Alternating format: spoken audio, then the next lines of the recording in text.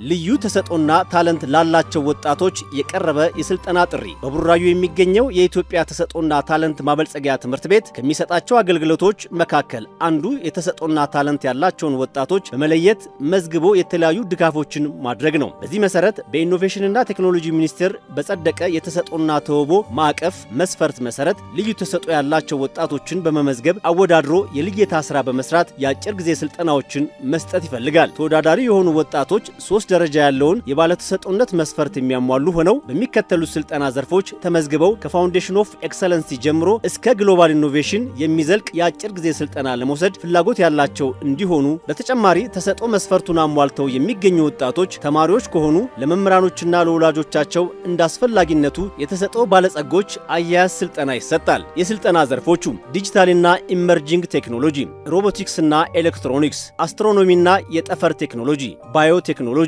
ሳይንስ ቴክኖሎጂና ሂሳብ። የመወዳደሪያ መስፈርቶቹ ዕድሜ ከ15 እስከ 21፣ በሳይንስ ትምህርቶች የተሻለ አፈጻጸም ያላቸው ወይም የፈጠራ ሐሳቦችን ማሳየት የሚችሉ፣ የሳይኮሜትሪ ፈተናን መውሰድ የሚችሉና ሐሳባቸውን የሚገልጽ የ3 ደቂቃ ቪዲዮ ማያያዝ የሚችሉ።